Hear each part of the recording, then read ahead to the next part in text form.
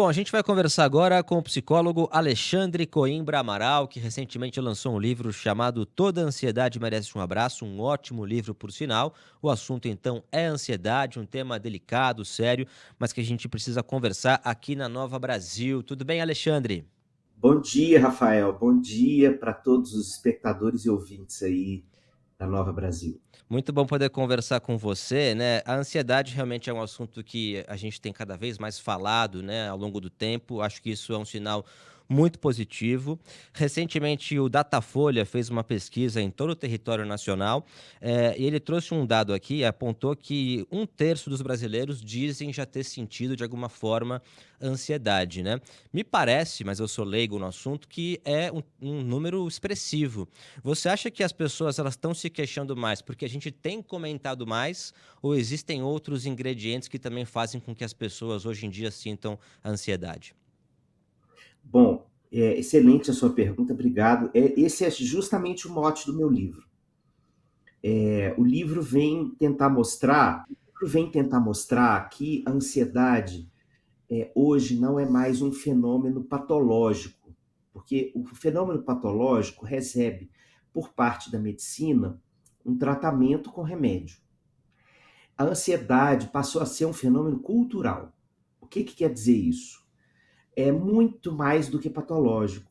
Ele está muito mais espalhado na cultura. Nós temos elementos na nossa cultura, no nosso funcionamento, no nosso jeito de viver a nossa vida mais cotidiana que geram ansiedade. A aceleração da vida, a quantidade de papéis sociais que a gente está cumprindo, a extensão da jornada de trabalho, uma cultura que está o tempo inteiro te pedindo para desempenhar coisas o tempo todo. Você tem que se provar todos os dias do zero. Uma pessoa melhor, uma pessoa mais comprometida, mais ambiciosa, com o corpo mais malhado, e etc, etc, etc. Então, são provações que as pessoas do século XXI, sobretudo na nossa sociedade ocidental, têm passado e que tem feito com que elas sintam essa ansiedade mais marcante do que era no século XX. Então, a gente está falando mais porque mudou o nosso funcionamento cultural e social. Então, a ansiedade hoje é como se fosse o chão que a gente pisa. Né? Desconfio de alguém, apesar da pesquisa falar de apenas um terço, eu desconfio de alguém que não tenha sentido em nenhum momento essa ardência na alma, né, que é a ansiedade, esse incômodo, essa flechada no peito, né, diante desse funcionamento tão vertiginoso. Não, é muito interessante mesmo esse aspecto cultural que você traz, né? E não tem como não citar, talvez, a rede social, né? Hoje em dia, a gente está o tempo todo conectado no celular, e não só os adultos, mas os jovens também, os adolescentes estão o tempo todo aí conectados nas redes sociais. Você acha que isso também tem relação com o aumento da ansiedade também entre os jovens adolescentes? Tem, tem até um capítulo do livro que eu abordo isso. Né? O funcionamento da rede social ele é ansiogênico. Por que ele é ansiogênico? Quer dizer gerador de ansiedade. Por que ele gera ansiedade? Porque ele está o tempo inteiro colocando a sua vida numa métrica. Muito Né? Quantos interessante. likes,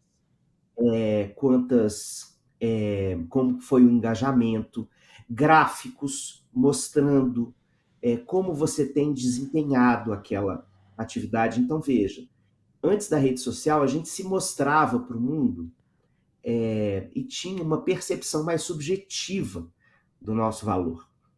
A partir do momento em que a gente começou a quantificar isso, quantos likes, quantos comentários, o percentual de engajamento, etc., a gente começou a ter um motivo numérico para a gente se preocupar se a gente é amado ou não. Isso para os adolescentes é uma coisa muito cruel, porque é como se estivesse tirando uma foto que te desse uma satisfação, por exemplo, do amor que as pessoas têm por você, muito efêmera, porque nas próximas 24 horas você vai ter que postar outra foto e o jogo zera.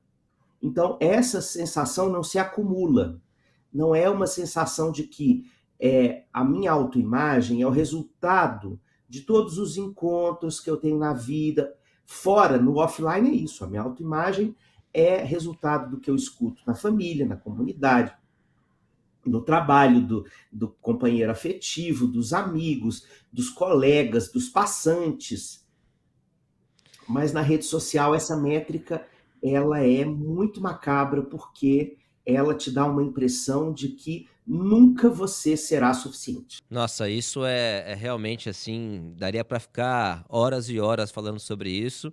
Incrível. E voltando um pouquinho no assunto, é incrível também que, assim, por exemplo, o Instagram, o Facebook, o Twitter, né, que agora mudou de nome, mas principalmente o Instagram, que eu vejo que as pessoas ficam conectadas nele bastante, né? A vida é sempre incrível. Então, eu, por exemplo, hoje estou um pouco rouco, mas no Instagram eu vou estar ali perfeito. Você chegou a comentar, estou um pouco gripado, mas no Instagram ninguém está gripado, né? Então, isso também alimenta essa sensação de que a vida do outro é sempre melhor do que a minha, né?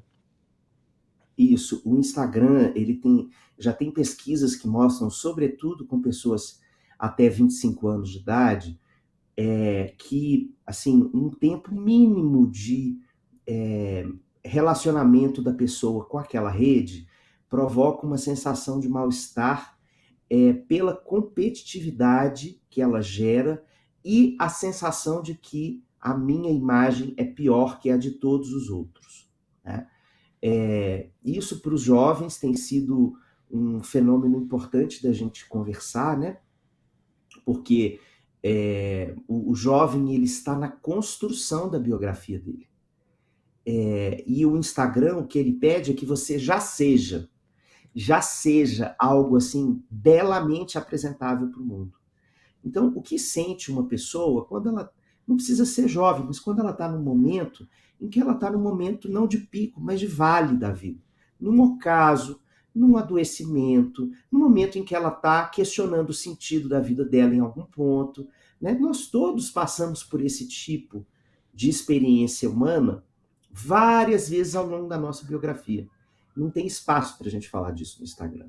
Né? Ela é uma rede, a mais performática nesse sentido.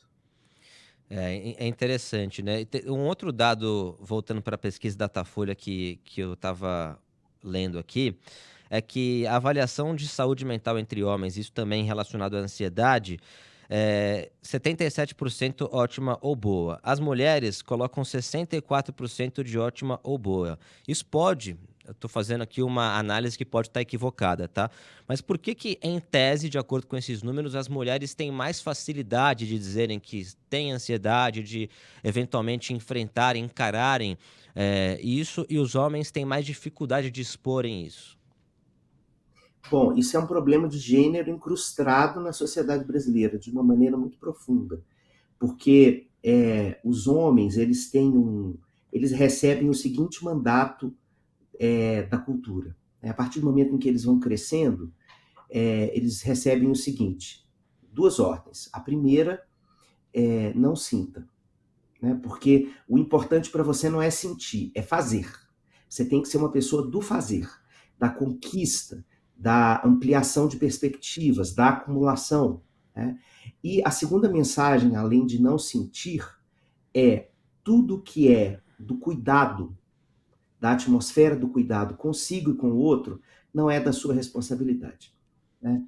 Então, nós cuidamos muito mal de nós mesmos, porque nós não temos acesso a uma espécie de leitura, de letramento sobre as nossas emoções, sobre o que a gente sente, e a gente criou esse mito de que o homem é um ser racional. Essa é a maior fake news que contaram sobre nós, né? Porque não existe isso. Homens, mulheres, pessoas cis, trans, não binárias, não importa qual gênero, né, em que a gente se localize, nós somos primeiro afetados pela emoção, a ansiedade, por exemplo, é uma emoção. Né? Primeiro a emoção nos afeta e depois a gente pensa sobre ela. Então, a racionalidade, ela vem depois do que a gente sente. A gente tem uma sensação, por exemplo, de tristeza, e a gente toma a decisão no pensamento do que eu vou fazer. Se eu vou prender o meu choro, se eu vou sair para chorar lá fora, se eu vou me amortecer esse choro com outra sensação. Né?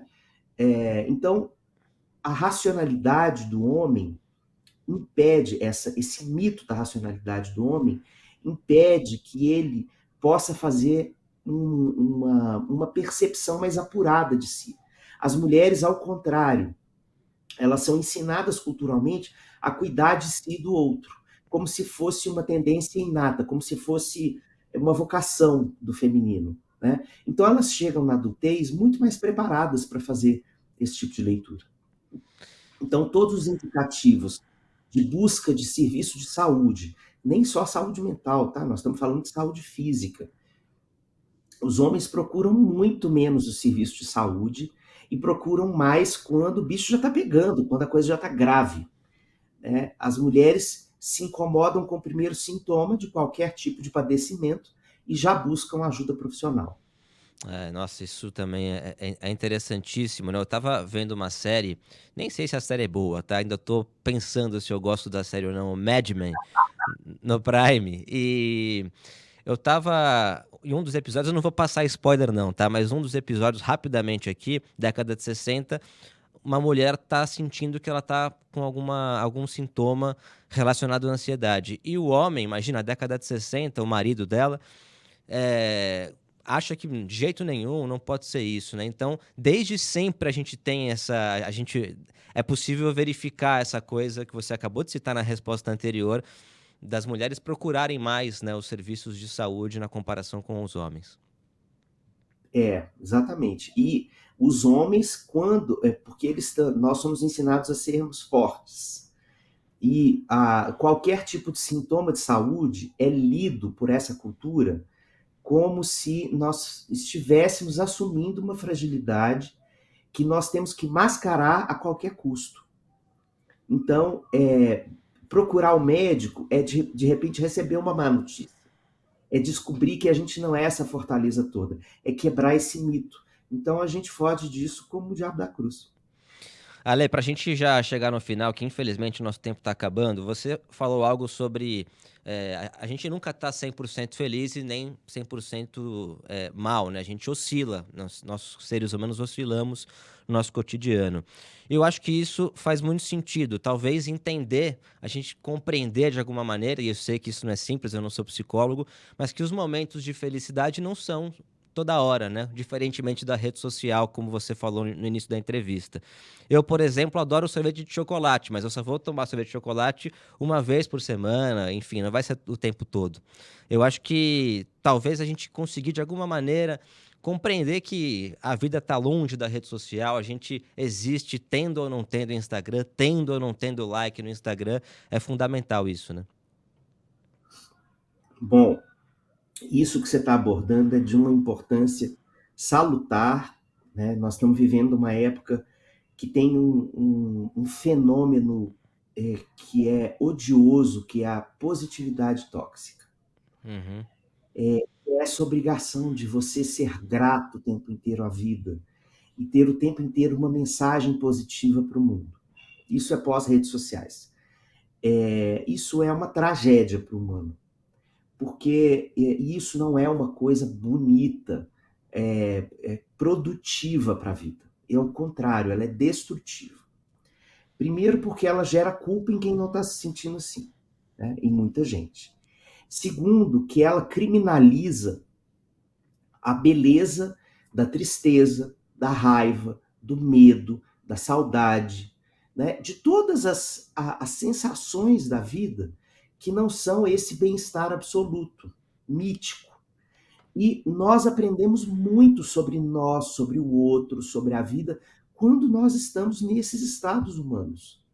Inclusive, quando a gente vive uma dor, essa dor ela pode, por exemplo, depois que ela passa, fazer com que a gente fique mais empático com as pessoas, não necessariamente que portam a mesma dor, mas a gente passa a se ver como mais falível e a gente amplia a nossa empatia generalista para o mundo.